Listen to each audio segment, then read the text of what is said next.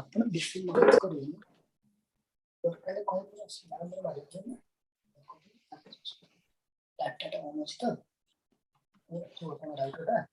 पूरा पिन्निगिरी बसिचन सब जण हैगिरी you look good okay yeah this is good looks good this yeah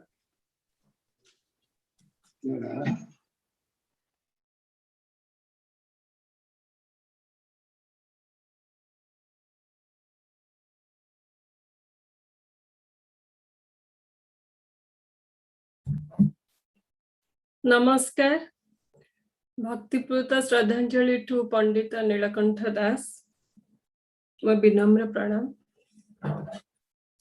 Good morning, good evening. My namaskar to all who were present here virtually. I, Dr. Sunanda Mishra Panda, on behalf of Vidya Publishing Toronto and Pandit Nilakantha Smriti Samiti, welcome everyone to today's event. Today is the 54th death anniversary of the great son of Orissa, Pandit Nilakantha Das. Vidya Publishing is grateful that we have been given the opportunity to publish the English version of the master creation of Pandit Nilakantha Das, that is GITA Pravesa, which is in Oriya language. Pandit Nilakantha Smriti Samiti has been doing a great job in making the rich contribution of Pandit Nilakantha available to readers. Without any further delay, I would like to invite Dr. Tanmay Panda to carry on the event proceedings. Tanmay Panda, please. Thank you, Sunanda. It's a great privilege for me to be associated with such an august gathering over here, and my humble regards to everyone who are present over here. Today, we are here to attend the book release function of a book called Understanding the Gita, basically a treatise on Srimad Bhagavad Gita, which Pandit Nilakantha Das has written. And this is a translation done by Engineer Kali Prasad Rath of this entire masterpiece Gita Pravesa, which was written in Orissa, which was written in Odia. And we are going to have this event where we are having many speakers, and all the speakers are going to say something about Panditji. Also, they are going to say something in terms of how the book is all about, how it is different than something else. We have got a very list of eminent speakers over here who know Panditji and who know about the book. And we are having a very tight schedule. So let me just start the program by just inviting Ditya to recite a portion of Srimad Bhagavad Gita before us. Ditya is a young girl who is raised in Canada, yet she is having very, a complete, full passion for Indian literature language. And she will be reciting the chapter 12. So let's bless Ditya. And Ditya, please come on camera. You are already there. Welcome. Start.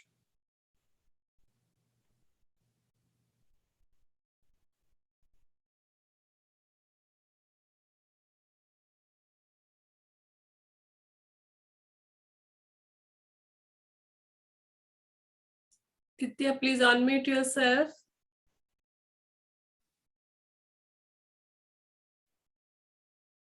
Hare Krishna. In Dvadashodhyaya, Krishna emphasizes that the path of devotion is the highest among all types of spiritual practices. Sri Krishna further explains that the cultivation of knowledge is higher than mechanical practice, and meditation is higher than knowledge. However, better than meditation is the renunciation of fruits of action, because it immediately leads to great peace. But ultimately, bhakti is the best of best. Allow me to recite chapter 12. Arjuna atha dvadashodhyayaha Arjuna vacha evam satata yuktaye bhaktastam pariyupashate ye chapyaksharamo vyaktam tesham ke yoga vittamaha. Sri Bhagavanu vacha maya veshamano yemam nitya yukta upashate Shraddhaya parayopetas ते मे युक्ता तमामताः ये त्वक्षरमनिर्देशाम् अव्यक्तां पर्युपासते सर्वत्र गमचिन्त्यं च कूटस्थमचलं ध्रुवम् सन्नियम्नेन्द्रियग्रामम् सर्वत्र समबुद्धयाः ते प्राप्नुवन्ति मामेव सर्वभूतहिते रताः क्लेशोऽधिकतरस्तेषाम् अव्यक्ताशक्तचेतसाम् अव्यक्ता हि किदिर्दुःखाम् देहवद्भिरवाप्यते ये तु सर्वाणि कर्माणि मयि सन्न्यस्य मत्पराः अनन्येनैव योगेन मां ध्यायन्त उपासते तेषामहं समुद्धर्ता मृत्युसंसारसागरात् भवामि न चिरात् पार्थ मय्यावेशितचेतसाम् मय्यावमन आदत्स्व मयि बुद्धिं निवेशय निविशिष्यसि मय्येव अथ ऊर्ध्वं न संशयः अथ चित्तं समादातुं न शक्नोषि मयि स्थिरम् अभ्यासयोगेन ततः मामिच्छाप्तुं धनञ्जय अभ्यासेऽप्यतमर्थोऽसि मत्कर्म परमो भव मदर्तिमपि कर्माणि कुर्वन् सिद्धमवाप्स्यसि अथैतदप्यशक्तोषि कर्तुं मद्योगमाश्रिताः सर्वकर्मफलत्यागं तथा कुरु यथात्मवान् श्रेयो हि ज्ञानमभ्यासात् ज्ञानाध्यानन्तविशिष्यते ध्यानात् कर्मफलत्यागश्चान्तिरनन्तरम् अद्वैत सर्वभूतानां मैत्रः करुण एव च निर्मनो निरहङ्कारः समदुःखसुखक्षमी सन्तुष्ट सततं योगी यतात्मा दृढनिश्चयः मय्यर्पितमनो बुद्धिर्यो मद्भक्तः स मे प्रियः यस्मान्नो द्विजते लोकाः लोकन्नो द्विजते च यः हर्षामर्षभयोद्वेगैः मुक्तो यः स च मे प्रियः अनुपेक्षा च्युतिर्दक्षा उदासीनो गताव्यतः सर्वरम्भ परित्यागी यो मद्भक्तः स मे प्रियः यो न हृष्यति न द्वेष्टि न शोचति न काङ्क्षति शुभाशुभ परित्यागी भक्तिमान् यः स मे प्रियः समशत्रौ च मित्रे च तथा मानापमानयोः शीतोष्णा सुखदुःखेषु समसङ्गविवर्जितः तुल्यनिन्दास्तुतिर्मौनी सन्तुष्ट येन केनचित्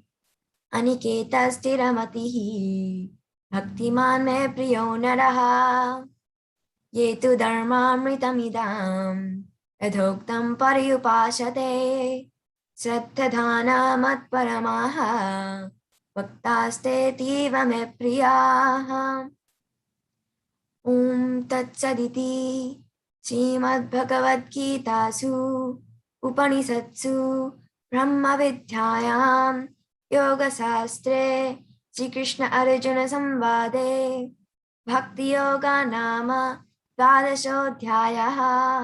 Everyone all together. Hare Krishna, Krishna Krishna, Hare Hare, Hare Rama, Rama Rama, Hare Hare. Hari Bol, Hare Krishna. Thank you so much, Ditya. Thank you so much. You have always been like this. Stay blessed always. Let God's kind hands and blessings are always with you. Thank you so much. We'll just continue with our journey in terms of our book release event. just one thing that I would like to announce over here is that the book is still in press and it will be out in a day or two. I'll just try to request Rusty if you can share your screen and show the cover page to everyone who are present over here. So Rusty, if you're there, you can share the screen.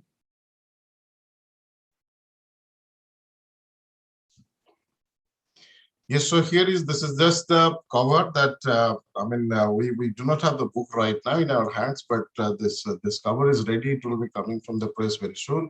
So this is just for you to have a look at it. You may consider this as the book release that is being made. And thank you so much, Rusty.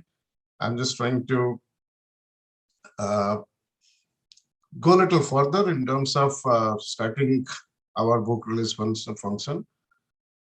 What shall I say? We are having so many esteemed and distinguished personalities amongst us. They are definitely going to let you know so many things about the book as well as Panditji's personalities.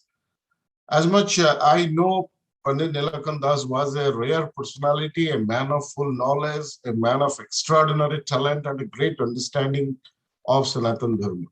If you talk about Pearl works, principles like your theory of moral development, you will find out that there are few people who reach that last stage of moral development. And if I'm not wrong, maybe Pandit Nilakant Das had reached that stage.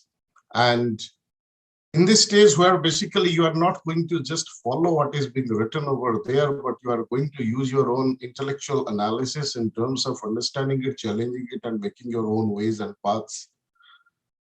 And that's exactly what he had done, especially when he was trying to talk about the Srimad Bhagavad Gita in terms of his book that he has written.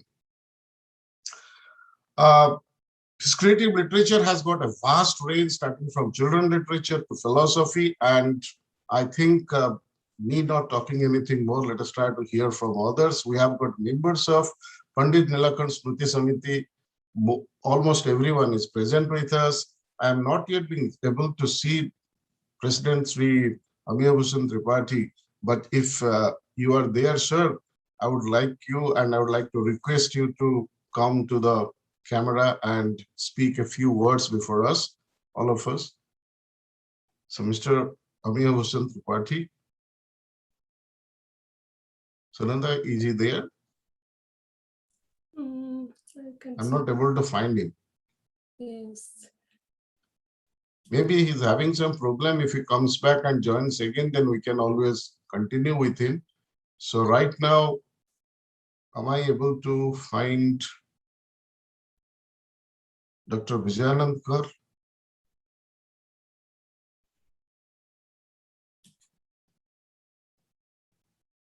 No, I am also not able to see them. This is, it's not that easy to log into the internet and then be active. So sorry about that. If they come back again, then we'll also try to listen to them. So right now, before I start, let me just try to say that I'm seeing, I think Professor Mathuranand Das is with us. So he was there, I have seen, yes. So, Sunanda, you can, okay, sir is already there. So I've just, sir, thank you for you being over here. You are the one who had gone through the entire manuscript and you are the one who have done a good review of that. And we would like to hear from you about your experience. What about the book and something? You can always go ahead, sir. 5 to 10 minutes, if you can say something. Thank you. Good evening.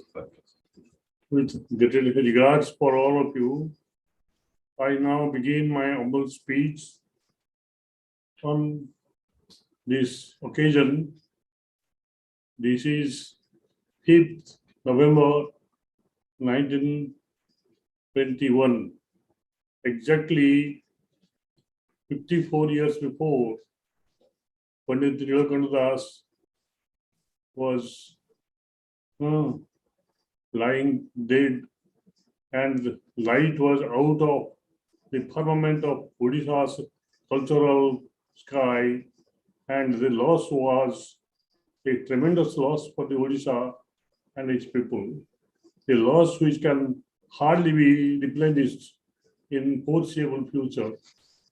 Pandit Das had multifarious genius, and no aspect of cultural life of Odisha has been left untouched by the actions of Pandit Nilakanta Das, and he has changed the face of the country by the time he left.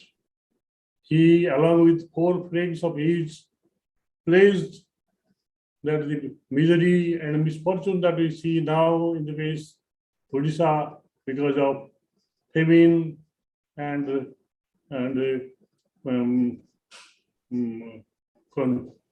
contagious diseases like cholera and smallpox. The Odisha was afflicted very much. The misery in the face of the country was so much paining him. They took a vow that when we leave this country, they leave this world, we will see a changed face of Odisha, and because of our actions. He took to the fulfillment of his place and worked hard in his life to translate this dream to reality. He, in a nutshell, was a genius of many-sided aspects, and the first of it was a teacher. As a teacher, he has done tremendous service to the cause of education in Odisha by establishing Banavidyalaya along with his friends, Gopavandhu Das and others. And the school was so outstanding in its function that it has elicited praise from persons like Mahatma Gandhi as the modern Nalanda.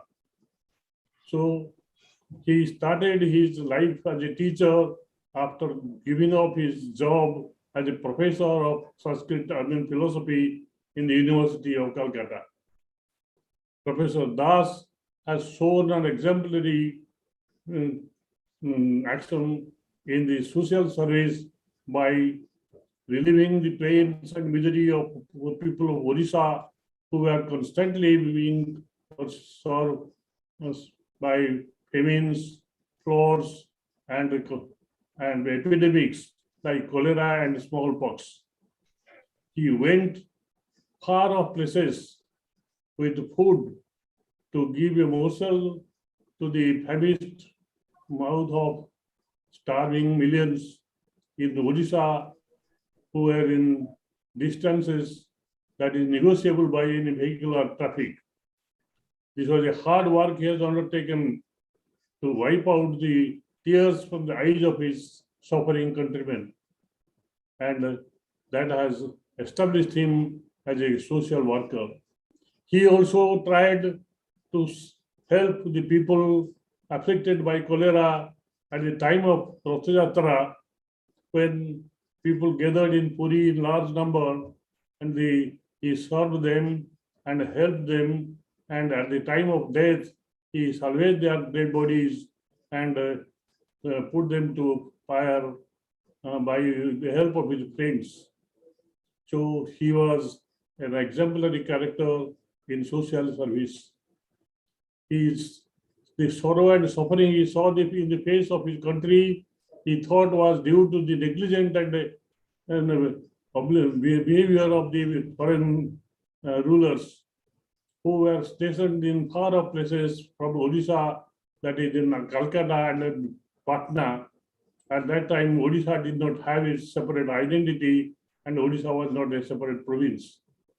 He was very much angered and fought with his zeal and enthusiasm to unite all the Odia-speaking areas and to form a separate independent country state of Odisha. He took to politics and joined as a member of the state central constituent assembly and forcefully presented the cause of Odisha there. And because of his arguments and his memoranda, the British government had to concede and organize a language commission, reorganize state organization commission, which constituted Odisha with the Odia speaking tracts that were with Calcutta and West Bengal and Patna and Bihar and Madhya Pradesh and Madras. So all these tracts were united together, and Odisha state was born in 1936. And not only Odisha, but Odia also became an independent language, and as a classical language, it established its status, and people got their language and state because of his singular efforts. So Gandhi, Panditji joined politics to fight against the British rulers, and he joined National Congress and courted arrest. By joining the agitation, he was jailed for several terms, and during his stay in jail, he lost one of his daughters for illness at the home. Pandit Das had sacrificed a lot of his life's comforts for the cause of this country. He, in politics, was such a pioneer. He became very much inspired by the ideals of Netaji Subhash Chandra Bose and invited him to Odisha and projected him before the people of Odisha as a hero, and thereby incurred the anger of the Congress party, and the party dispelled him from Congress, and he formed his own party, Janasangh, Swadhin Janasangh, and became a pioneer in Odisha's political field. Das has contributed a lot to the literature because he was in jail for several terms. During a term in jail in isolation, he composed his GITA that is so outstanding in its nature and unique in the whole of the domain.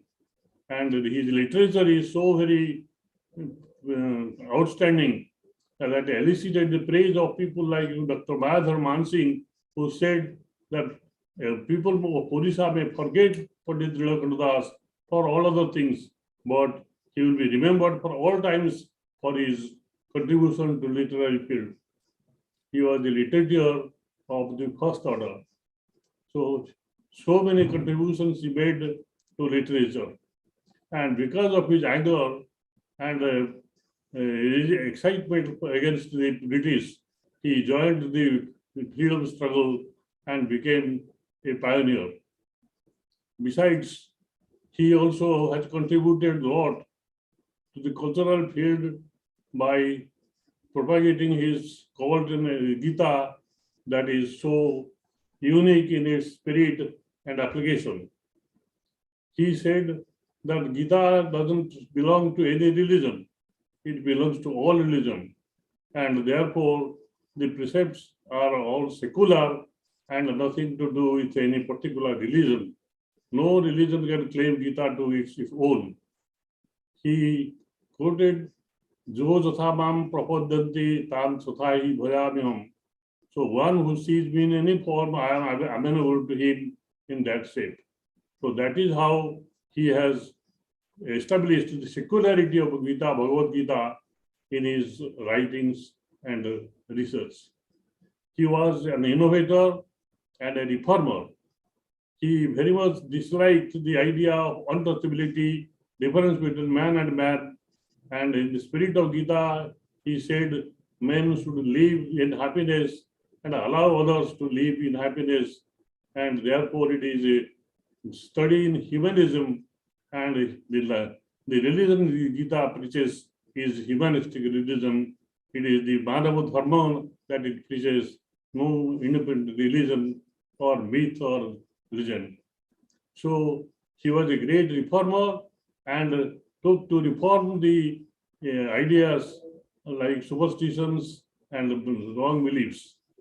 He was a thorough rationalist and not going to accept anything that is not supported by reason. His rationalism was so strong that he questioned his own friend Gopabandhu for writing his Dharmapada, because that is incredible and impossible for a boy of 9 to complete the work which could not be done by peasants of Odisha. That was just defamation and disqualification he proved in the book for the peasants of Orissa, whose outstanding work was Konark Temple. So that is how he was a rationalist and introduced many reforms in the cult of Lord Jagannath, which was shrouded with a lot of false belief and wrong ideas. He vehemently opposed the idea of restricting horizons from entering the temple because God is God for all. He is not for Brahmins or high caste people. He quoted Gita, Chaturvarnam Maya Sustam Guna Karmam Vibhagasa. I have classified the human beings into 4 classes as per their quality and performance, not to discriminate or make any discrimination among the castes and sects. So the difference between Brahmins and Harijans he very much detested, for which he suffered also in his life.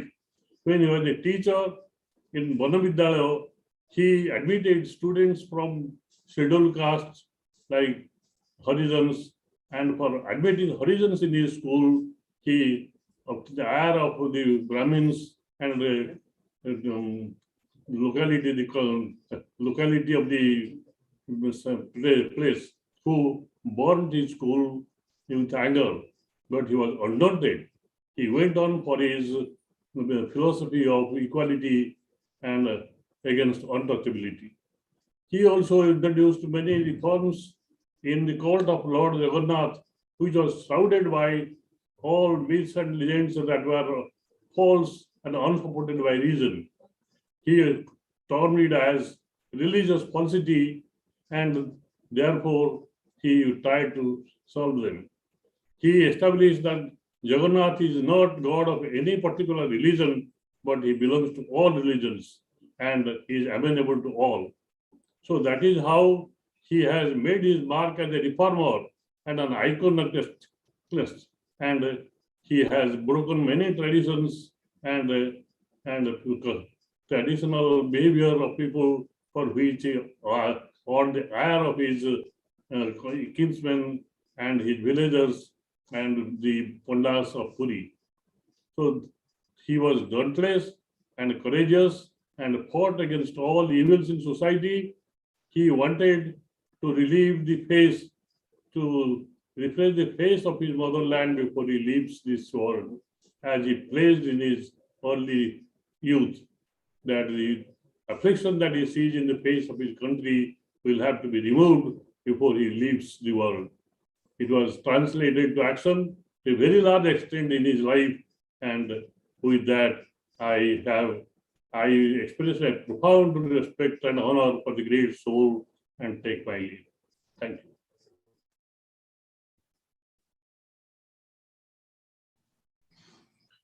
Thank you so much, sir. Thank you so much for addressing us and letting us know so many things about Pandit Nilakanta Das as well as the book over here. This is a unique book. I can always say this is a unique book, and it will not take us just one read to understand it. Rather, it will take us many reads to go through it line by line, word by word, in order to grasp and digest and feel the essence of what exactly Panditji wanted to let us know. So I'm just thinking that by any chance, Sri Amir Hussain Tripathi or Professor Vijayanand Kaur, you have joined with some other name, and I'm therefore not able to find you. Kindly acknowledge that. Maybe you can write in the chat box so that I will be able to allow you to unmute and then speak, because I'm not finding your names. Kindly, sir, let us know if you are here so that I can unmute you and you can always come and address us. Moving forward, we have another great person with great personality with us, Mr. Dr. Mahendra Mishra from the Folklore Foundation. So I think he's already there. I would like to request him to come and speak few words regarding Pandit Nilakanta Das as well as the book. So, Dr. Mishra. Thank you, Dr. Panda, and all the members present here, all the seniors and the intelligentsia of Odisha and other parts of the world present here. And it is a great moment to recapitulate my association with Pandit Nilakanta Das Shruti Samiti. When I was in Bhubaneswar from 1992 to 2010, I was a part of this Nilakanta Shruti Samiti. I was additional secretary and Vishwabhushan Harichandan was president. And during those times, we did a lot of work in Pandit Nilakanta Shruti Samiti, and Madhubabu was very much dedicated for this work. And today, when I find that the Gita Pravesh or the interpretation of Gita by Pandit Nilakanta Das is translated by engineer Kali Prasad Ratha, I congratulate him for the lucidity of language and the way he has been able to articulate the thoughts and the Nilakanta from Oriya to English. I congratulate his endeavor at this age, and it is really a great contribution to the philosophy and literature of Pandit Nilakanta Das to the whole globe through English language. What Pandit Nilakanta has adopted as his area of interpretation in his research is comparative philology, what he has learned from Calcutta University. He was a philosopher, he was a scholar of philosophy, but as well as he was an ardent scholar of linguistics, folklore, from which I have drawn the ideas of folkloristics from Pandit Nilakanta. I have written a book on local Sanskriti with Nilakanta, published by Pandit Nilakanta Shruti Samiti.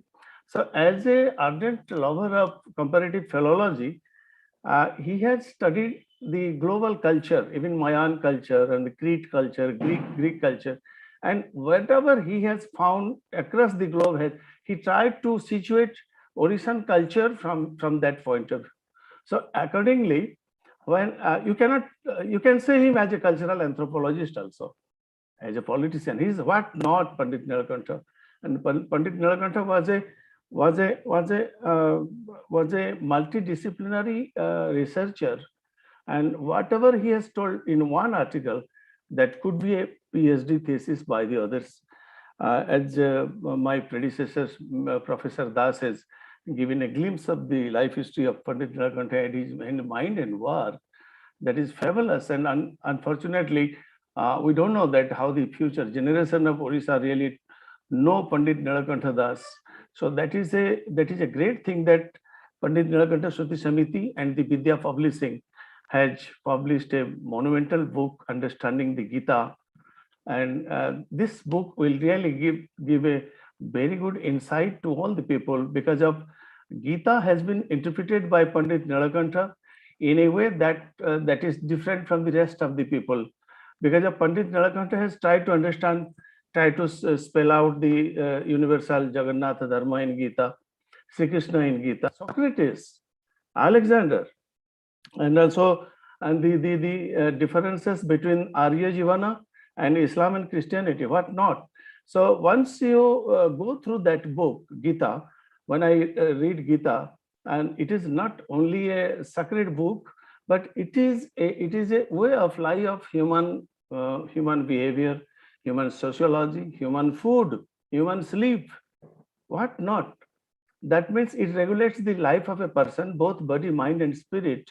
And that really Pandit Nilakanta has witnessed. This is one. And second one is his cultural analysis through Gita. So what is the way of life of the Arya Jivana?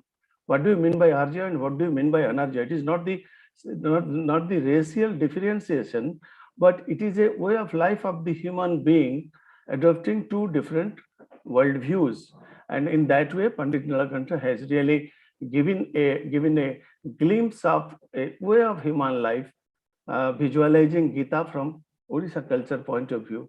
So I'm really thankful to Dr. Tanmay Panda and Sunanda, and I'm really happy to see all the persons like Arjun Purohit and Professor Das, Hota sir, and some of the relations of Sumitra Devi and Dharitri, those who are very known to me, and many other persons from Vijay Das and many other persons from Orissa and the other parts of the world. And I congratulate Dr. Tanmay Panda to bring out such a beautiful book for the greater audience of the human being. Now the whole world is now suffering from the violence and global warming.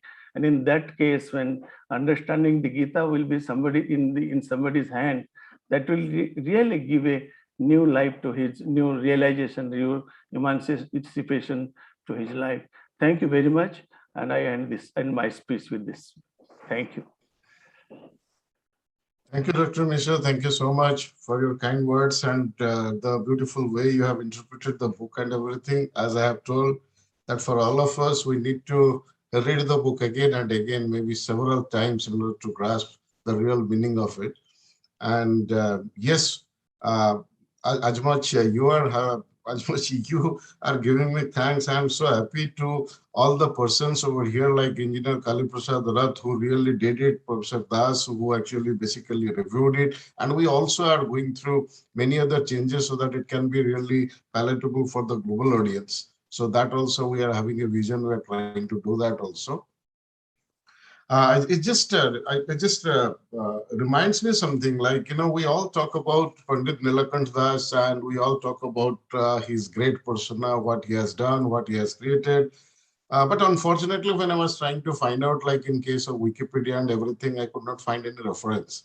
Okay, so I just came to know that it has been it's such a lovely and pleasant surprise that I came to know from Pandit Nilakant Das' granddaughter, Dharitri Mishra, who is in the United States of America.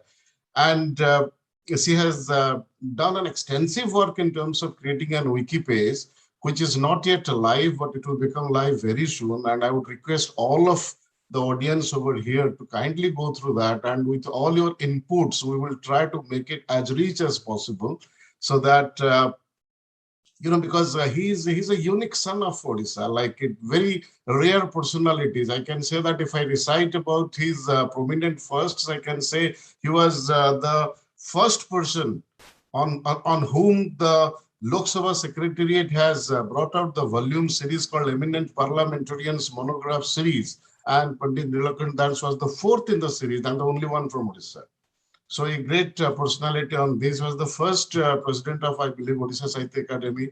So a person like him, we must try to, the people who are over here, I think they know much better than what I know about Pandit ji. So this is just a request and thank you so much to Madam Dharitri Mishra for doing this effort and true like a granddaughter taking care of the grandfather and coming out with beautiful collections and a proper documentation. Thank you so much for that.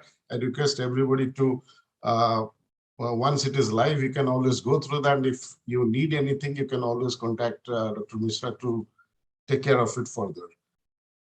We have another brilliant young personality with us, a very dynamic one, not many national award winner, a PhD, as well as a full researcher, still engaged in writing and publishing everything based on research.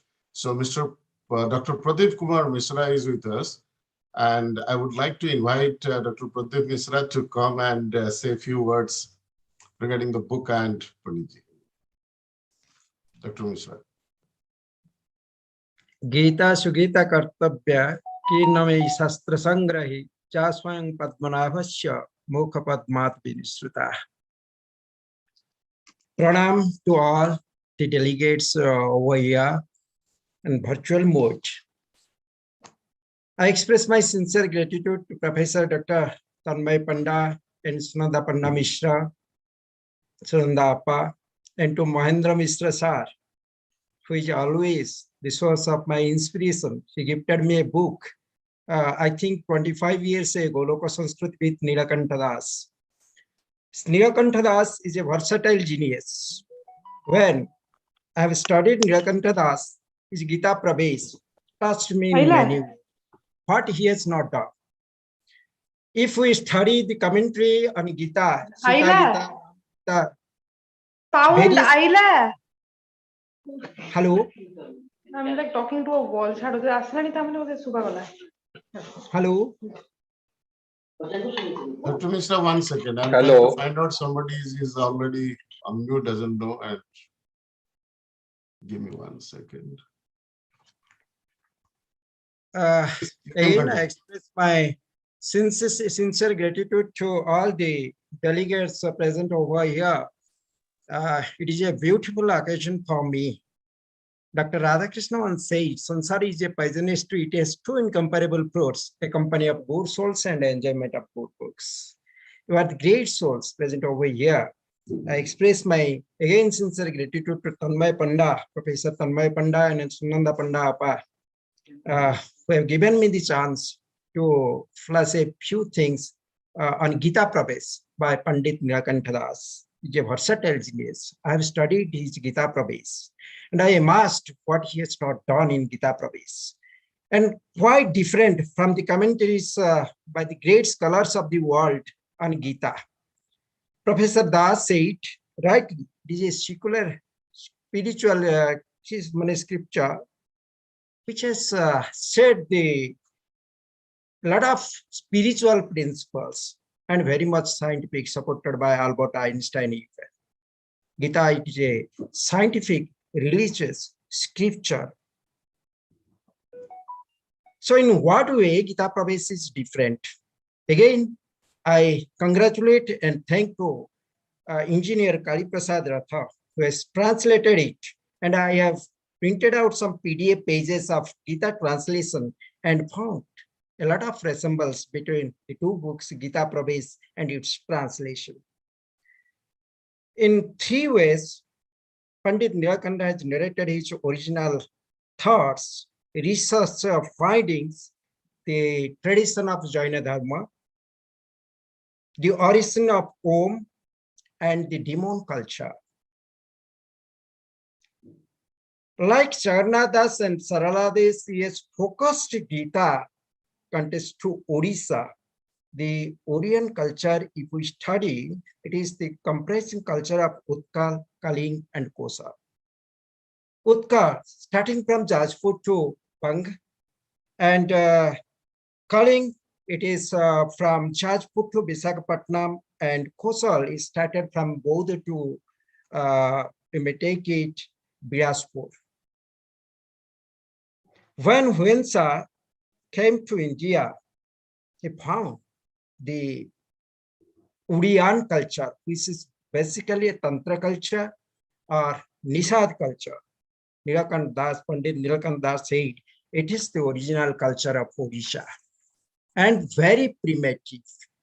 He has proved in his Gita Pravesh that Jainism is more ancient than to our Sanatana Dharma. So,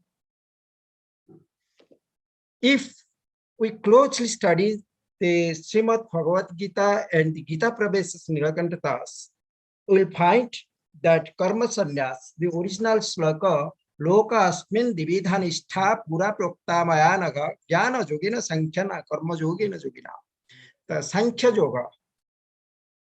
Yoga, the yoga of knowledge, and Karma Yoga, yoginang, karma yogena yogina. This is when Tilak said, the very beautiful things, the work is worship, paritra, karma nevadi karist ma phalesu kadachana. The renunciation of work or action and adherence to action. According to Pandit Nilakantha Das, we will do everything. Karma, it is the work, it is the Virata Puja. So according to Swami Vivekananda and Gita commentary, it is the greatest work. So adherence to action is the main principle of Pandit Nilakantha Das in his Gita Pravesh. With true knowledge, we will do everything. We shouldn't prefer to renounce this world. Service to mankind is service to God. We have to live here. We have to serve the poor. We have to serve the downtrodden. We have to serve all set of people. So many new things one can find in his Gita Pravesh, and rightly said, the Uriya, the valley of Mahanadi and Kanka, there is a temple, there was a temple, the Shauri Narayana temple, the mother-centered culture, the Uriyan culture. And when Choda Gangadev came in the 11th century, there was a fight in between the Purushottama Khetra and Urian Khetra. That time, he took the counseling of Ramananda and settled the issue. Then Purushottam Khetra came there, and the statue of Jagannath, Balabhadra, and Subhadra used to made with the neem plant. So many things he analyzed in his Gita Pravesh. So if we say that Jainism is the only primitive and the original relation of the world event, even he has rightly said the Buddha Deva, he was the another Tirthankar of Jainism. If we take Pali Dhammapada, which is resembled to Gita, they written Paritranaya sadhunam vinasaya cha duskrutam dharma sansthapanarthaya sambhavami juge. It is written in Gita, but in Pali Dhammapada it is written Paritranaya sadhunam diti danaya papinam dhamma chakam pavatitum sambhavami juge juge. Engineer Kaliprasad Nanda, in his translation, The Ancient Norms of Religion Faith, he has same things written. So diti in Pali language, diti means knowledge. With true knowledge, he has suggested here that we shouldn't kill anyone. We shouldn't kill anyone in fighting, in war. Later, we should kill the ignorance, and we should create the knowledge, true knowledge. With that knowledge, he will survive, and with this knowledge, he will transform himself. So it is a new interpretation, very innovative interpretation. And I think how many Gita interpretations you find all over the world, all over the country, you'll find this interpretation and this analysis of knowledge is quite different.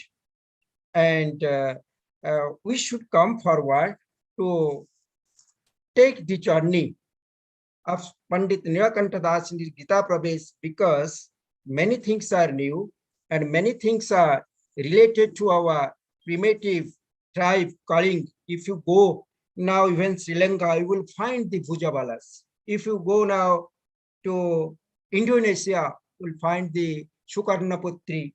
In Burma, Patra and Panigrai you will find.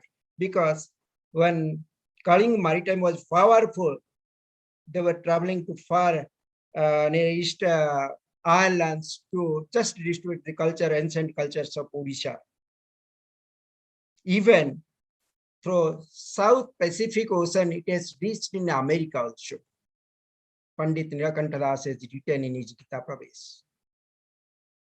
So definite, this is a treasury of knowledge and wisdom. Many things he has done, and books are not available in Odisha. So its translation has been printed by Professor Pandasar and Sunanda Appa. It is worthy attempt of both. I again congratulate and express my sincere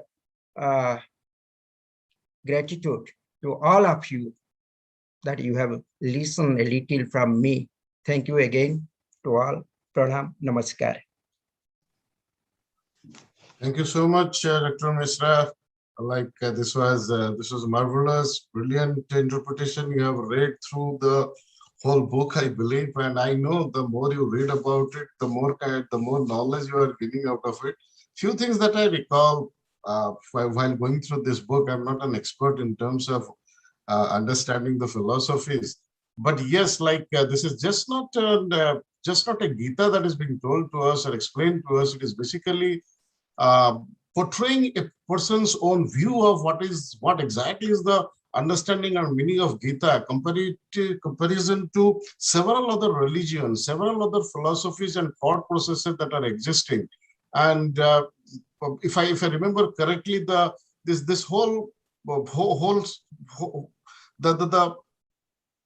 seeds of this entire Gita Pravesh, I think it was seeded when Pandit Nilakantha was there in Hazaribagh jail, and to all his comrades who were there with him, and I believe Dr. Rajendra Prasad was there, and they had got a discourse between these two mostly and with all other inmates. in terms of what is the interpretation of Gita, and the way Nilakant was able to explain his thought processes. Rajendra Prasad says that, I mean, you are my guru. I will be your disciple in terms of how you are interpreting the stuff.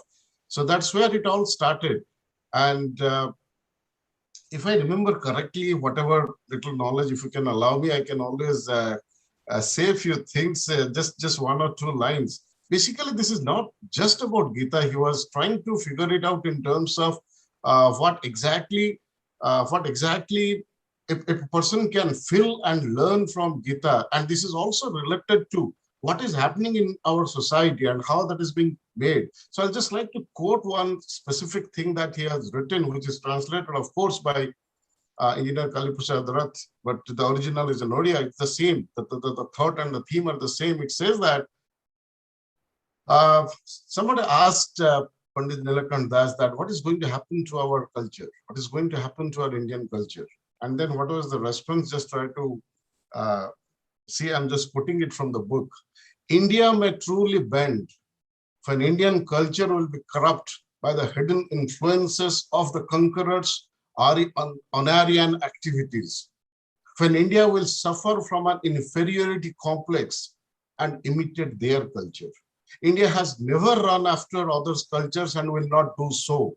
India may truly lose its identity when it will accept foreign cultures through deception.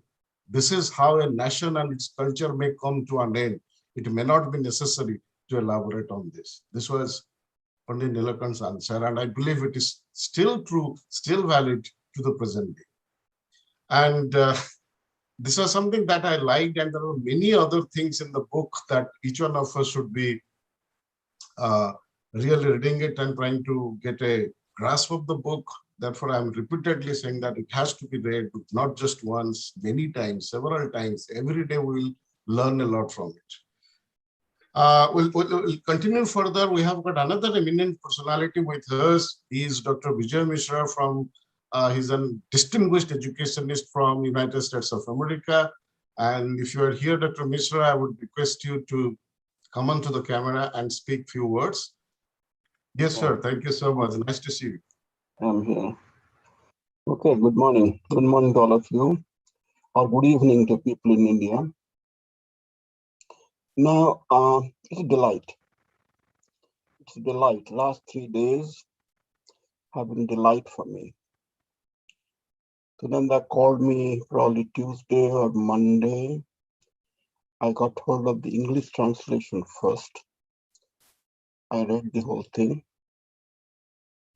Then I read the Odia book, which I had procured in 2001.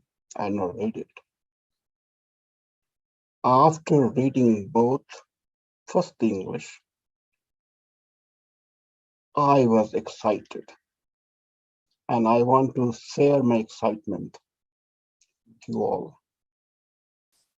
Normally, since the book is on Oriya culture, I thought instinctively that to express myself in Oriya. But assuming that what we are discussing will spread to the world, I will continue in English. So what's the excitement? I was so proud that one of my persons I knew, he thought about it. Nobody in India thought about it. Nobody in India, they try to scratch it. Nobody expressed it. Nilakant mentions in his book,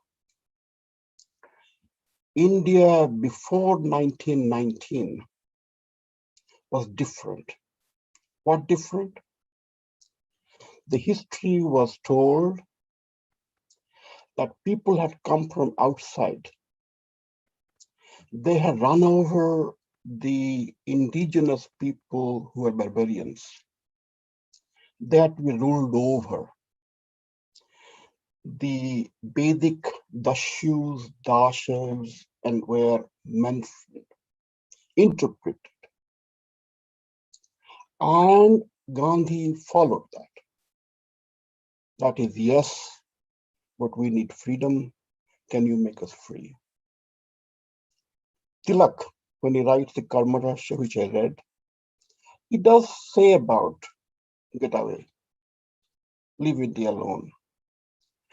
But he didn't have the substance that Nilakanta presents.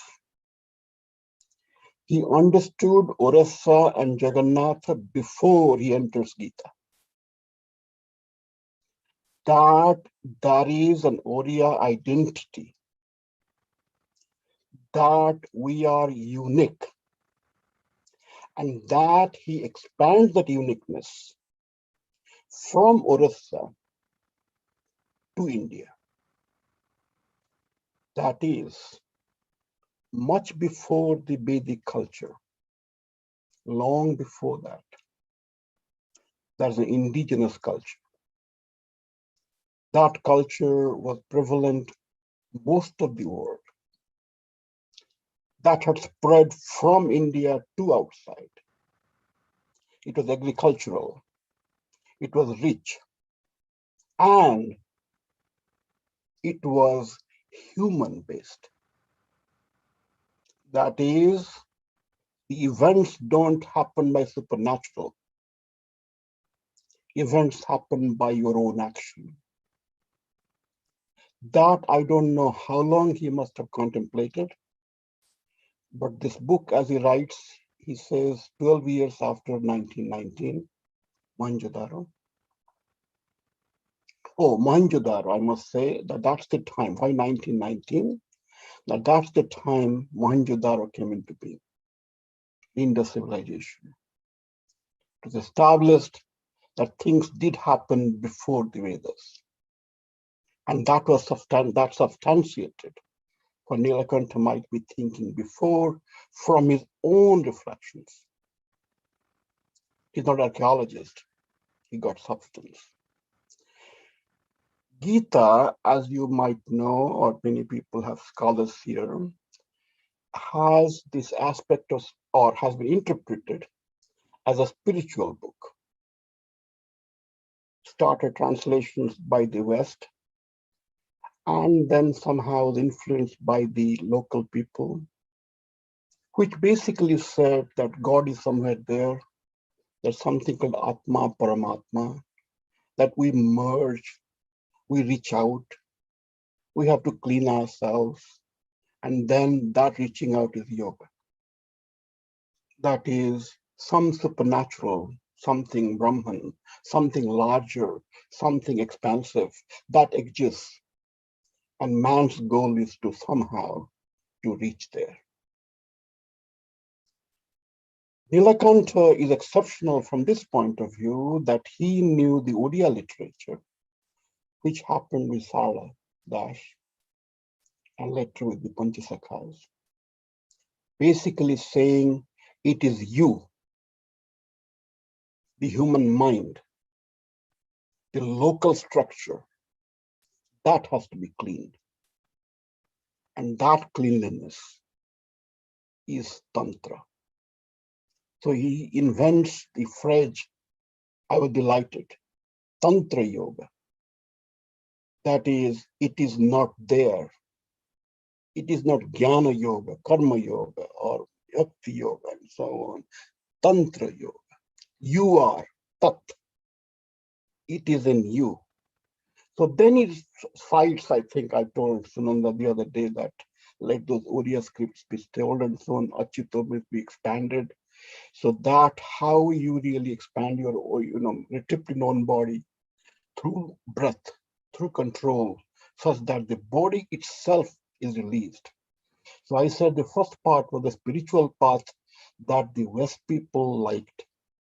But the revelatory part, the liberation part, the human being's excellence part, that I contain the universe, the Jaina path, he calls about Buddha and so on, but that's much more larger. I don't want to expand on it, but I just want to thank Shunanda to really expose me to this beautiful material, make me utterly proud that a Oriya scholar did get into this. I had been thinking about this for a long time, that how did the Vedas or the Vedic people become Upanishadic people? Upanishad is not the Vedas. The gods don't exist in the sky and earth and so on. It is here, Sarvabhutatma.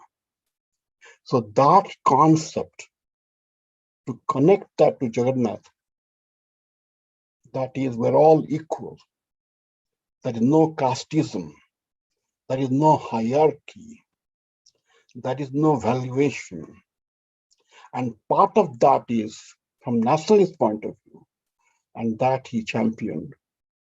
That is, the adharma is local. Something you don't go and looking for somebody will clean your dharma. You have to clean your dharma. Lokasangraha. Beautiful, beautiful. I'm glad that I'm got the opportunity to express myself, and I think it's plainly beautiful. And we'll do a bigger seminar sometime to really make this out, because this is historic. This indigenous India's expansion has not been told. India's history has not been written. We still continue with the situation that, this thing happened, the story of language, story of Sanskrit, story of our Munda, story of where the language came from, the speech has not been revealed. This is Odia. Why Odia? Because most of it, through Tantra, happened in Odisha. And some people discovered it in 15th century, expanded on it, tried on it. We have not explored those. So thank you all. Thank you, the professor who translated. He has tried his best. And I just suggested some editing may be required. And the Devanagari script also material has to be edited to see it's proper. I just noticed the cover itself, Parastushaha. Parastushaha has been separated out. They should be together. So there are many other things. I did not take notes as I was reading, but hopefully there will be this thing. But it's a brilliant book, has been translated in many languages, or we have to reach out. It's an avenue. Nobody else in the country has done it. That Gita may be indigenous. It's not Vedic. Nothing called Aryan there. It is the human excellence. I and you and thee and he and he and he. Everyone can do it. Try it. Oriya discovered it in considering Jagannatha. So that indigenousness is the pride of India. I hope India government or government of Orissa who understand all this, maybe hopefully they will continue to champion this. But I'm a convert. I just loved it. I thank Tanmay for considering me, Shunanda for inviting me. And I think it was first who, Sumitra, my sister, since we are kind of a family. So when she called me, I said, yes, I'm obliged to Dr. Nilkantadas, and I will say, I did not know. This part of excitement, I did not know. Thank you all. Thank you for bringing me together. And I namaskar to all of you. Thank you very much, Dr. Mishra. Thank you very much. As usual, beautiful analysis of your own expressions. You read everything on your own. You try to get into it and you try to bring out the best. And I have heard about your suggestions and everything. 100%, I promise that we are going to do everything possible. And all of us are, in fact, all of us are excited in terms of finding out that, yes, this is a contribution of Odisha. This is an indigenous stuff that we are going to do it for others. 100%, sir. I will also have a discussion with you in terms of finding more guidance. All people are helping, and I am grateful to all of them beginning with Engineer Kali Prasad Rath to all of us who are reading it and trying to make something better. Thank you so much. A lot of obligations from Vidya Publishing for encouraging us to do that. We are in fact, we are infants, but yes, we are with certain great hands. So thank you so much, sir. Yeah, I just want to take a cue from your word that is saying that I got everything from Sumitra. I'm so sorry that I have not introduced the main person behind who has been rolling here. And there are a few more I'll also introduce to them also. Sumitra Padi is in Toronto. She is the granddaughter of Pandit Nilakant Das. And what can I say? Like a person who always wants to be behind the screen, not coming to the limelight, yet excited all the time, trying to do something, trying to bring Odia into the forefront. Any respect, anywhere, maybe at a level of Pandit Nilakant Das or at a level of a boy who was just born 5 years before in Canada, even knowing nothing about Odia, she is the one who inspires. So thank you so much. You have been kind enough, and because of you only, we have been able to proceed so far. Of course, there are many others who are there in terms of helping us. Dr. Punendu Das is there. The whole Nilakant Smriti Samiti is there, who have been absolutely kind in terms of encouraging us that, yes, please go ahead and try to do something for, like, all these things. Dr. Mishra, you said that the Odia version was not available. Maybe, but please, I promise it is also coming. Okay, we are reprinting it. The new edition is coming up. So thank you all, the Pandit Nilakant Smriti Samiti members and everybody to be here. Let's proceed further. We are having few more speakers with us. Right now, I'm talking about another great personality, a philosopher, a professor, an eminent, I can say, educationist. He is Professor Arjun Purohit from Toronto, Canada. Sir, have some few words regarding the book and Panditji. Namaskar.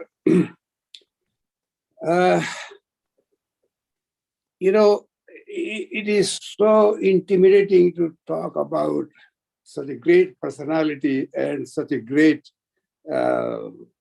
literature like Gita, because these two are so profound and so towering. It boggles your mind that we are so little. Can we really even comprehend? Because of my age, I suppose, I have come across a lot of important personalities, contemporary personalities in Odisha during my Revensa College days when I was teaching, and I came across a lot of my friends who became very eminent. But I never saw anybody such a more towering personality than Nilakanta Das. He is one of those unusual characters. It's very, very hard to find an equal like them in Odisha history, in the contemporary history, as far as I am concerned. He is the best chief minister we never had. His personality is so multi-dimensional. In every dimension he excelled. Great philosopher, great linguist, philologist. He was teaching astronomy. He was teaching geography. He was, whatever, he was helping. He learned medicine in those days to help cholera patients, smallpox patients, name it. And he did it. And everything he did so well, it is astounding. And I don't think Odisha really recognized him, the true genius he really was, from my point of view at least. And then, I was, for the last few days, I was reading his autobiography, and his life is so full of so many activities.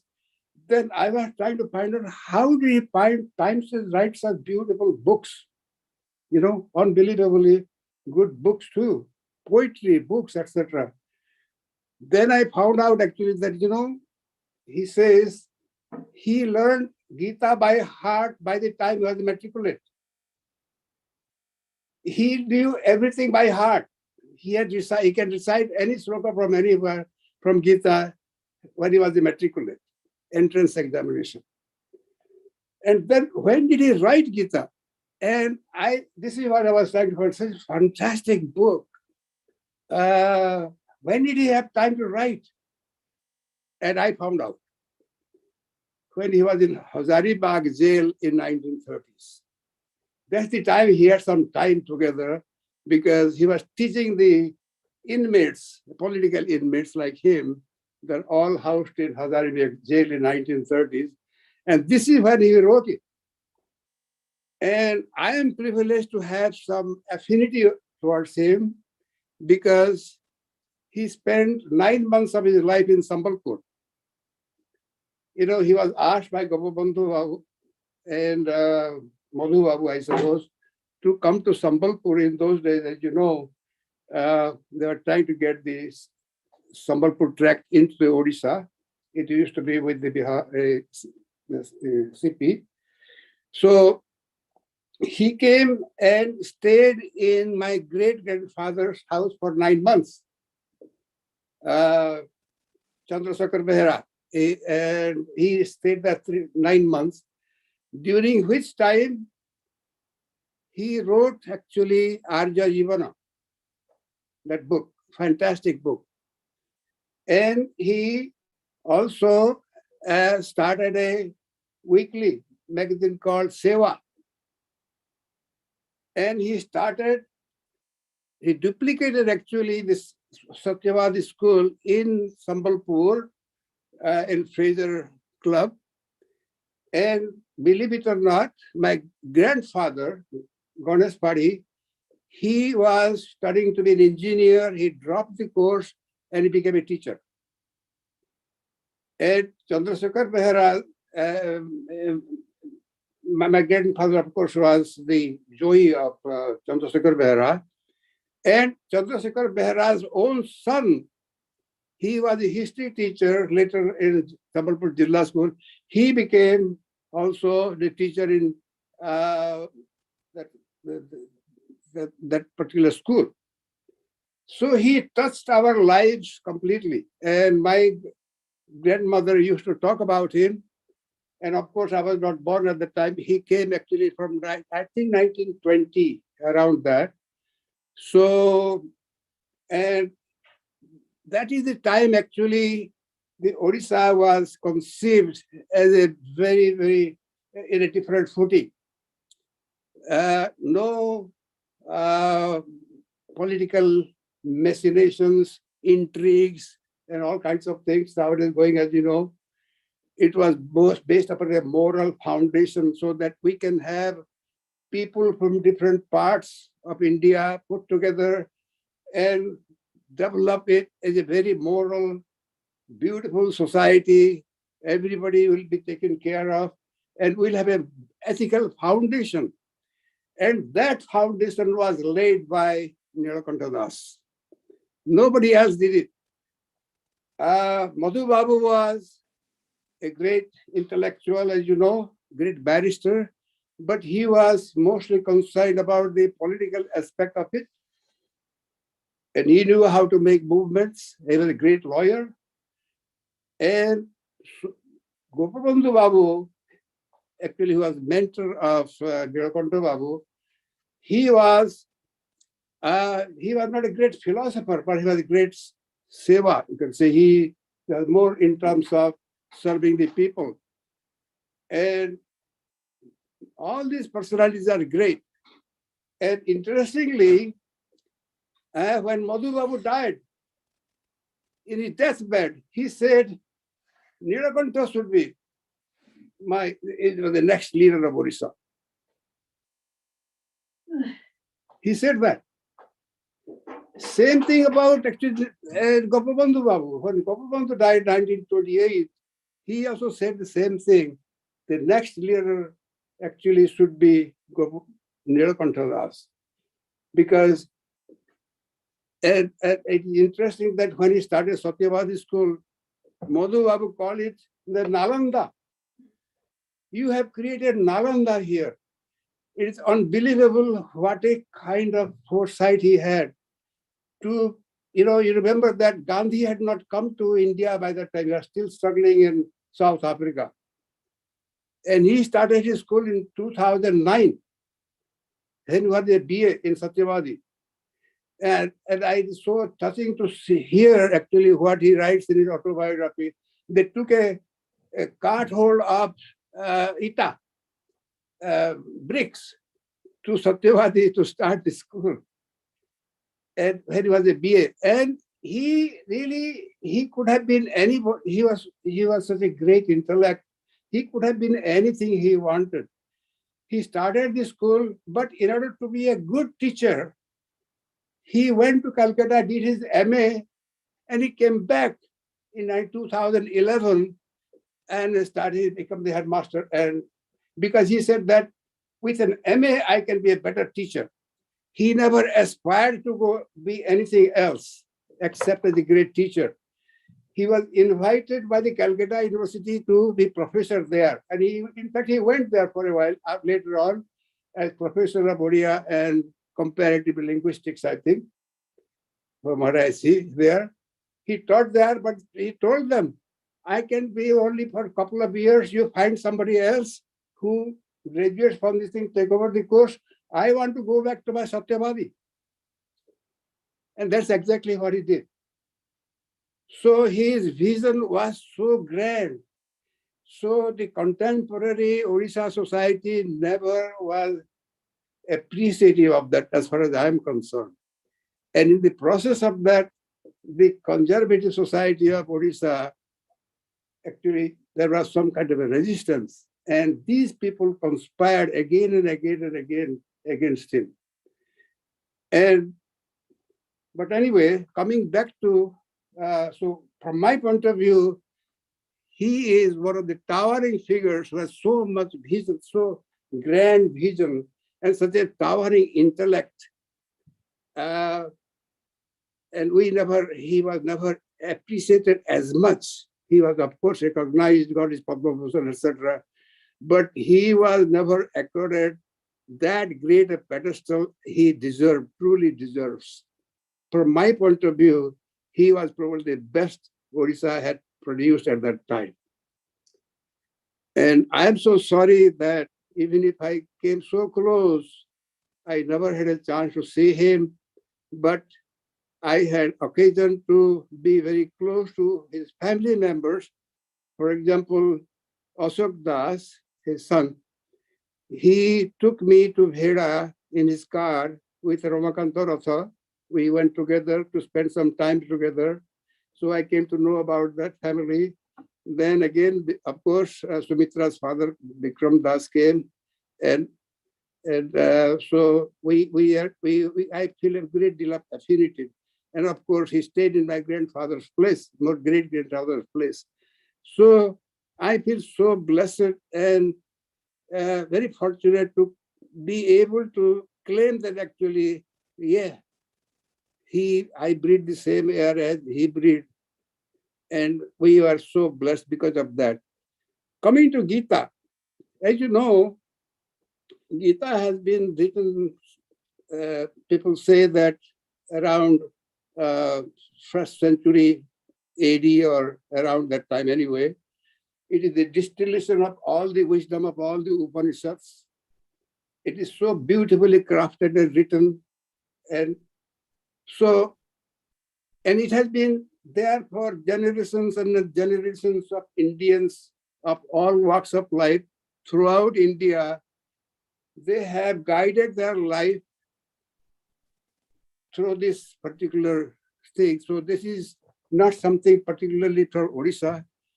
All our Indians actually, one book, distillation of all the Vedas had to offer, put together so beautifully.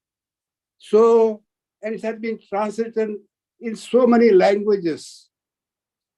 And it has been admired. And so many people, different kinds of people have read it. And it is not something new. But what I was intrigued by specialty of this particular book, he calls it Gita Pravesha. which is very interesting. If you really, I do not want to go into the details of Gita because it is too profound to even dare to say anything about it in a short space of time. But before I leave, I just want to tell you something about it. He calls it Gita Pravesha. To enter into the mindset of Gita. How do you enter? It is like entering a mandala. You know, Tibetans have their system, rituals actually. How do you enter into a mandala? It is a completely different mindset. And Kalpataru Babu did a wonderful job explaining to me, at least in his book as I was going through that, the Arya Jivana. What is the mindset of an Arya? And incidentally, that Arya Jivana, because that book was written in Sambalpur. And then, as you know, so Arya is not a racial thing, but the mind of an Arya. What is Arya and what is Anarya? And that is a mindset. And how do you enter into that mandala? From my point of view, the title Gita Pravesha is very important from that point of view. When you enter a temple, you put your slippers at the door. You leave your mundane things, the little things, you know, the etc., the impure things, and only when then you enter into the mind of an Arya.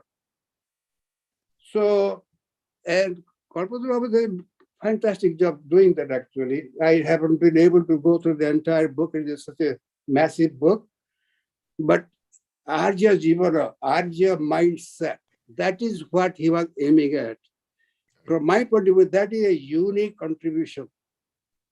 Right. You can go through and it is not simply a mindset, but it is not simply an abstract philosophy, but how do you using it in your day-to-day life? And from my point of view, it was used by Krishna to guide Arjuna through the Mahabharata war, but he used it as a guide for his own life in whatever he did, whether as a teacher, whether as an assemblyman, whether as an orator, or when he was serving the cholera patients or smallpox patients, anything, or he was having a great time with students and the friends, etc. This is the one who used his as a guiding light. So, from my point of view, actually, the uniqueness of this book is called, that is what it is. How do you enter in that kind of that mind frame? See, it is like entering a mandala. So from my point of view, I really congratulate Tanmaya and Sunanda to bring this book to the people of English-speaking people. You know, as they say, if you want to murder poetry, translate it, because you cannot get the exact meaning written in the original language into any another language. But that's all can have. How do you get the wisdom and the profound thoughts in one language when you don't know it, and how do you know it in another language? But from my point of view, a very good attempt has been done. And to my mind, he has been able to capture the original thinking in the original book. I'm so sorry that I do not have a copy of the Odia book, which I love to have. But from what I glimpse, actually, from I know there are so many. I must have read about 10 different renditions of Gita in English by so many people. Everybody, it is not something different, but this thing is different in the sense that how do you enter into a mandala? How do you enter into Arya mind? So from my point of view, you can keep on talking about this topic forever and you'll never be satisfied. But there are so many people much more learned than I am, more in philosophy and other things and linguistics. But I am humbled and I'm grateful that actually I was given the opportunity to share my thoughts. So, Sunanda and Tanmay Babu, thank you very much for inviting me. Thank you. Bye. Okay, thank you. Thank you, Dr. Purohit. Thank you so much. Detailed analysis. I'm sorry, I'm just going forward because we are having running shortage of time. I'm still having another 4 speakers with me.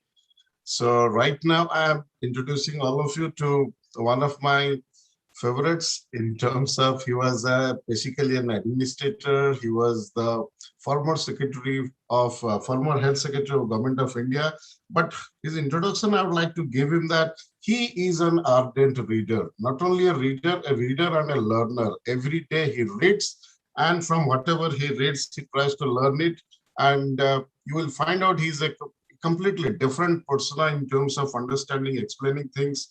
And I'm privileged that I've been with him. He has written his own stories also, and everything is different. It's quite different.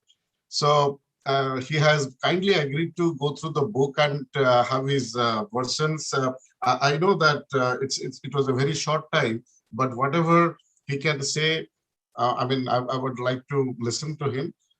He's a very, I can say, he doesn't speak much, but very concise, and little he speaks, but that is worth. So Prasanna Kumar Hota, former Health Secretary India, and Prasanna Vaida. To you, sir. 1 second, Vaina, you have to unmute.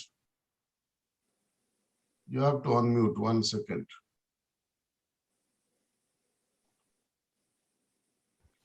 Yes, am I audible now? Yes, yes. I thank the Ponda couple and all the dignitaries present. I'm most unworthy to be among the galaxy of eminent speakers. I had the privilege to meet the Bidwan. He's the real Bidwan of Orissa culture. Even at that very small age, I could feel the power of his presence. I think it was in Dr. Bikram Das's house. I had gone with Mr. Dandapandit's son, who was my classmate. He was an aristocrat. Don't misunderstand the word aristocrat. Aristocrat in feelings and dealings, not in Adambara. He was a true aristocrat. And he's from our areas, Puri and Sakyopal and all that too. So some extent, a little parochial feeling is there, but that's beside the point. He belongs to the entire Oriya culture. The book is par excellence. I am unworthy of commenting on that. All of us should read it again. Vijay Mishra from Harvard, my old classmate, spoke quite nicely. I must compliment him that he's trying to put in a new meaning. I would like to reflect on one aspect which perhaps all of us have to think anew. This is a Herculean effort.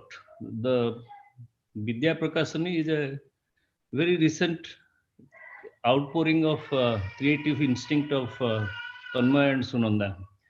But we have to realize all these well-wishers who are here and who participate with them now and then, that it's not their personal adventure. If it is their personal adventure, they will never succeed unless all of us rally around the aristocracy of publishing that they are attempting will not succeed. So we owe it to us to see that Vidya Prakasani effort is successful. It's not a business. Publishing is not an easy business. And Vidya Prakasani has to survive. Dharmam mulam artham, artham mulam rajyasakti, etc., etc. Chanakya has said. So there is a business of book publishing. But while doing that,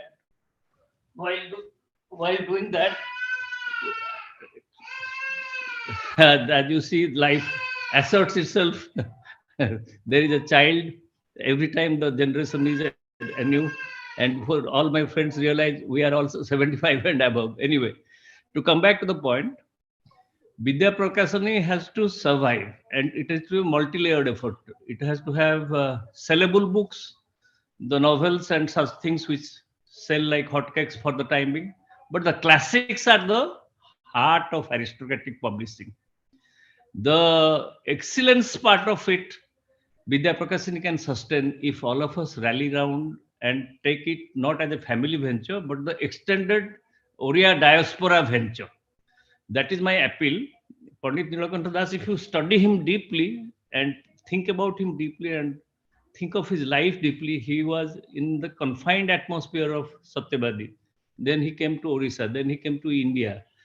So it is the inner strength of the Oriya diaspora which will keep Oriya publishing at a very high level. So that is the appeal for real aristocracy of feeling, nothing of showing that I'm wearing this or I drink this liquor or I ride this car. Those are all bogus symbols of vanity. Real aristocracy is honoring excellence. I compliment Vidya Prakasani that even in their very limited beginning, they have ventured, that shows their intent. And all the great people who are present here must make a vow that whatever is excellent, we must all propagate it. It cannot be left to only Vidya Prakasani itself. The Oriya diaspora has to come to know. The new generations have to come to know. It cannot be an activity of the old only. I have grown and played with Pandit Nilakantha Das's sons and daughters. Sons, and I have grown up with them. I have studied with them, so I have a great debt of gratitude to the family. I compliment again Vidya Prakasani, but I'm not as able as all of you are speaking, but there is something I'm trying to convey, that Oriya publishing to reach greater heights, let's say Pitamar Mishra, etc., the Sunanda's father.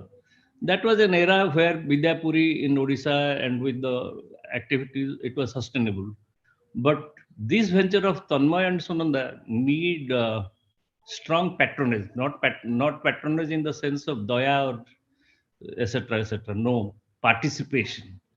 So I invite the aristocrat in all of you, if you really are sincere about paying homage to Pandit Nilakantha Das, carry forward the tradition. Carry forward the tradition. Wherever you see excellence, try to promote it. This is the message from me, very humble person. Thank you so much.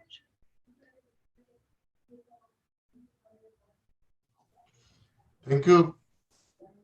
Thank you, Vaina. Thank you for your kind words, and thank you for your concern. I'm sure everybody is there who are helping us. We are grateful to all of them. Since we are moving exactly dot on time, and I still have another 2 or 3 to go. So right now we will be hearing straight from the horse mouth, I can say, the translator, Engineer Kali Prasad Rath. It is definitely one of the most difficult translations that I can think, because it is not a simple novel or simple stories. It is a philosophy that has been, that has been translated, and I have read both Odias and English and trying to compare and trying to figure it out. It's really a very, very difficult task. And I can say, sir, that you decided to do it, we are grateful. That you have done it, nobody else might not have been able to do that. Whatever possible from our side to make it better, we'll definitely do it. Your kind words, sir. Engineer Kali Prasad Rath. I wish you all a very good morning over there and express my gratitude to the organizers, Pandit Nilakantha Smriti Samiti, Bhubaneswar, and Vidya Publishing, Toronto, Canada, for having invited me to this function of release of the book, Understanding the Gita, a translation of Nilakantha's Gita Pravesh. Before I speak few words on this, I beg your permission to present before you a very brief life sketch of the great person. Born on 5th August 1884 in the village of Sri Ramchandrapur, Nilakantha was the only son of his parents. There used to be one middle Oriya school in the village. His father though not very well to do, was determined to give proper education to his only child. Nilakantha was not only brilliant but also possessed a remarkable memory. He could master the Sanskrit language at an early age, aided by stipends and monetary assistance provided by his father. He passed entrance examination from Puri Jilla School and later graduated from Revansa College in 1908. By this time, through his various social activities, he came under the influence of the great sons of Orissa, namely Madhusudan Das and Gopabandhu Das.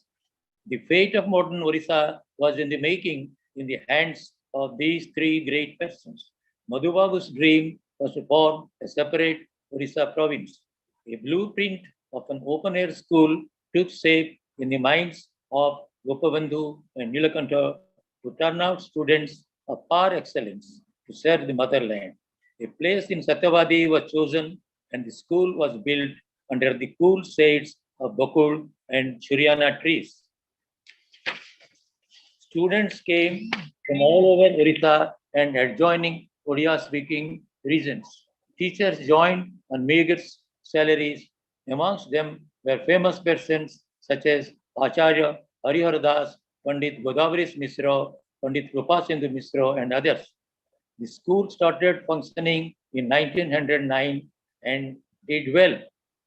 Unfortunately, it came to a sad end in 1918, but not before it had cast its spell on the young minds of students. The Satyavadi product was no less than products of Arrow and Eton. Studies of his later life would make one wonder how this man, preoccupied in various activities of public and national interest from the pre-independence days of British rule, when he became an eminent and outspoken member of Central Legislative Assembly and later became a freedom fighter, took a leading role in formation of separate Orissa province, joined state politics to become the undisputed leader of his constituency and served the interests of the state in various capacities till his last days. Could find time in spite of his illness and several jail sentences to write and enrich Odia literature by creating masterpieces such as Konarke and Kharavada, glorifying the Orissan civilization, culture, trade, and architecture, and other books of significance such as History of Odia Literature, works of Kavi Samrat Upendra Bhanja with explanatory notes, Bhagavad Gita, and many other poetical works of inimitable literary style.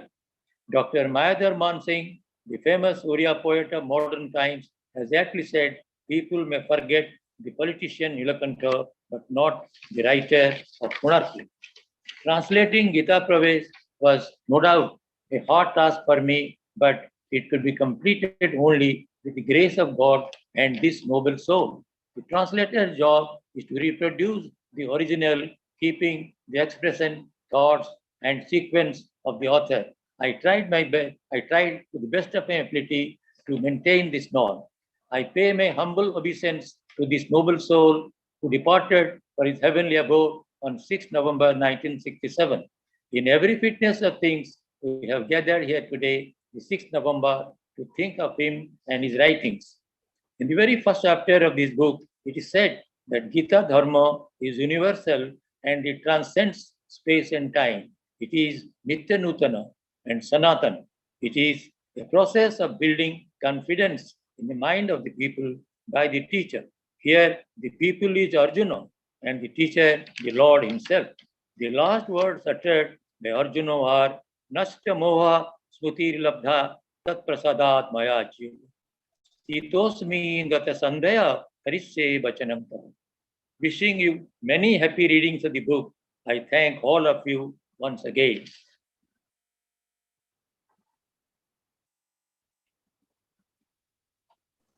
Thank you so much, sir. Thank you very much for your words. And I know you have been very humble, but yes, this is something, a great work that you have done. And it was so nice hearing from you. I would just, we are already 8 minutes ahead of our scheduled time. So I'm just trying to bring an end to this entire event by just having two more speakers. One is the great Dr. Punendu Das, who is the General Secretary of the Pandit Nilakant Smriti Samiti. He has been extremely helping. He has been extremely concerned about the book from the beginning itself. He himself has gone through various editing processes and a constant source of inspiration, without whom most of the things even I could not have dared to do. So, so nice to see him over here. I've always talked to him in WhatsApp, but never had met him, never had seen him personally. So, Dr. Das, sir, please say a few words to all of us. A very good evening and good morning to you all, the participants. At the outset, I must thank Vidya Prakashani, Vidya Publishing, for arranging this meeting on the 54th death anniversary of Pandit Nilakanta Das. Just now, you listened the comment of Dr. Mahadhar Mansingh that political Nilakantha may die one day, but Nilakantha, the author of Konarke, is immortal. Friends, Nilakantha was a genius, extraordinary genius of his time. And to me, Nilakantha, the parliamentarian, is immortal. Nilakantha, the freedom fighter, is immortal. Nilakantha, the maker of separate Odisha province, is immortal, and so on. Because he was a multifaceted personality. Again, I want to tell another comment. I don't remember who has made it. It is said that if we think of the rishis like Vasishtha, Vishwamitra in the present time, in this age, then they would have been like Pandit Nilakantha. Friends, I have another comment from the great writer Gopinath Mahanti, that what we do not know about Pandit Nilakantha is much more than what we know. So I think this should suffice to give you a picture of that great soul. For today's book, if I speak in one word about Panditji's Gita, about Gita Pravesh, he had stated that Gita preaches Arya Dharma, Gita preaches world religion, Vishwa Dharma, Gita preaches Sanatana Dharma, Gita preaches Arya Dharma. I mean, Gita preaches human religion, Manava Dharma. So, to me, definitely it doesn't belong to any religion, because according to Nilakantha, Gita was written just before 400 BC. So then no religion was in existence, of course, other than Jainism. So if Gita is read by anyone, maybe Hindu, maybe Muslim, maybe Christian, by reading Gita, a Hindu will be a better Hindu, a Christian will be a better Christian, and a Muslim will be a better Muslim. Anyway, I don't want to go to the details, but when we actually this Nilakantha Shruti Samiti frantically tried for the English translation. We tried for 30 years, approached many noted educationists of the state, but it could not materialize. Fortunately, I saw a book authored by Engineer Kali Prasad Ratho, in which the verses of Gita, Sanskrit verses, were translated in simple Oriya. So immediately I approached him, I requested him, and he readily agreed to my proposal, readily agreed to shoulder this Herculean task.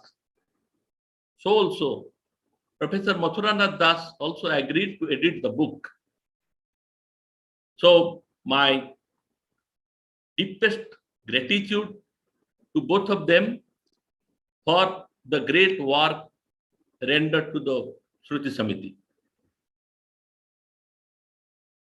Again, no words are enough to express my deep gratitude to Srimati Sumitra Padi and Engineer Haraprasad Padi for shouldering the entire burden of a publication, particularly the financial, as a result of which the book is going to be launched today.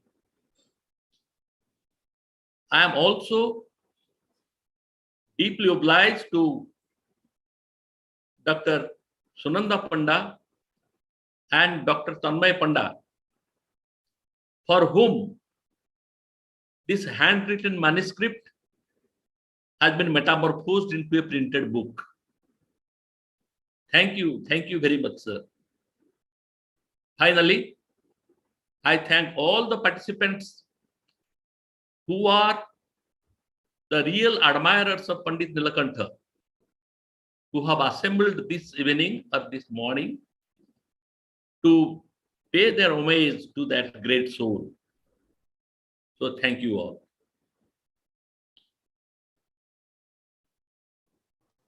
Thank you, Dr. Das. Thank you so very much. We are very much humbled that we are going to have this book, and basically this is something which is a must read for almost everyone. And I will not say much about these things. I can only say my thanks and gratitude to all the people who are over here. I am seeing the family members of Pandit Nilakantha's pedigree, hierarchy, everything over here. They have been assembled from all over the world, and extremely thankful to all of them who have found some time to be here.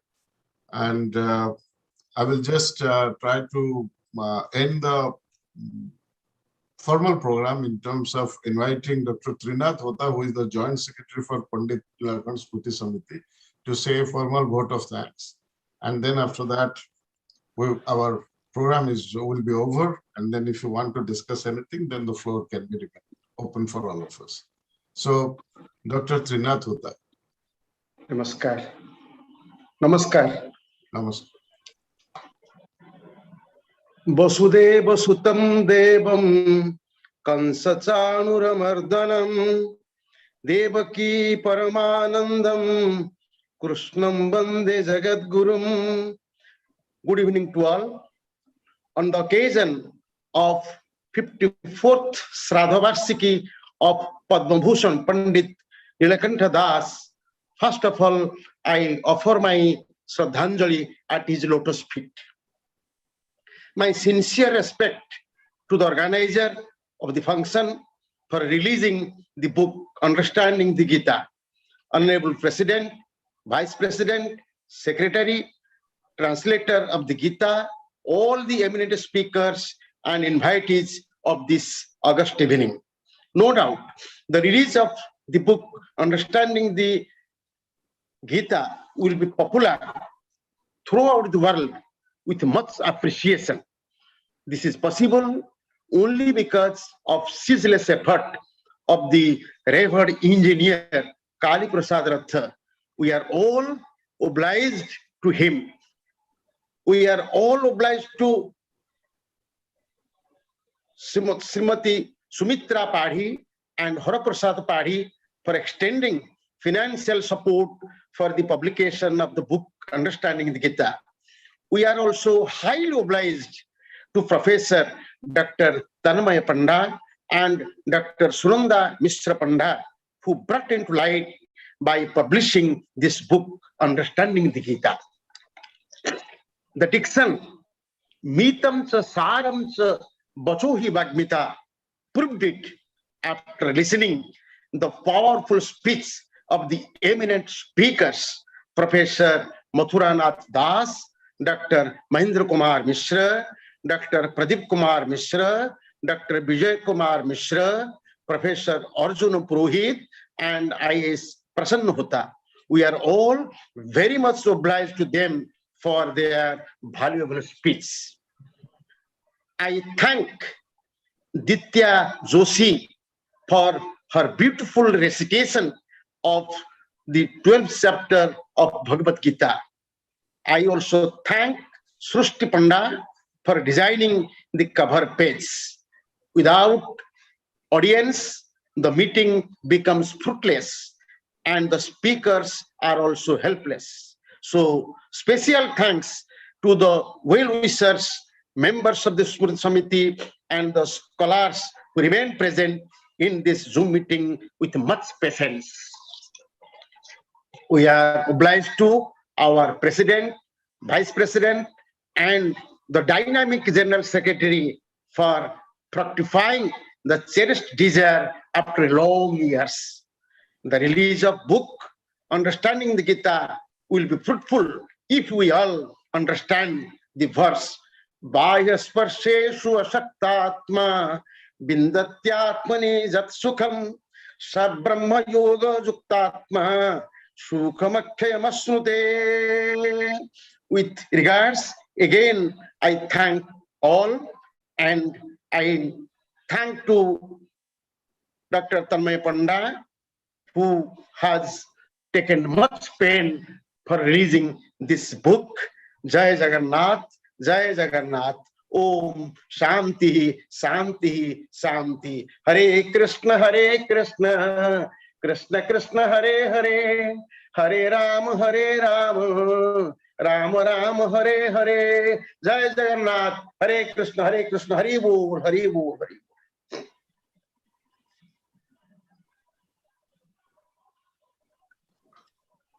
So I would like to request, thank you so much, Dr. Hota. It was brilliant, and the way you recited the slokas, that was also very enchanting, and personally I liked it. Thank you so much for that. So grateful that I am having the pleasure of listening to so many great personalities. I am nothing in Thank front you, sir. of them. Thank you, sir. I mean, absolutely, I'm thrilled today. Maybe I'm blessed that I've been able to hear to such great personalities. So I can say the event is over, but task is ahead for me also. And just to bring an end to everything, I would like to again invite Sunanda to come and just conclude the meeting. Thank you everyone. Thank you Tanmay and all the participants. Thank you, madam. All over world, and really I can see Jaranani and so many their relatives, Devjit Bhaina, and all over from Delhi, Odisha, and Daritrinani from USA, and actually Trinath Hottaji, when he was telling about Gopinath Mahanti, her daughter is here, Anju also here. So, and really great evening for you, great morning for us. Thank you everyone today. So, thank you.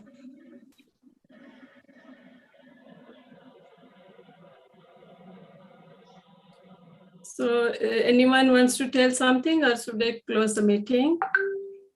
Close the meeting. Hariom, namaste. Namaste. Thank you. Namaskar.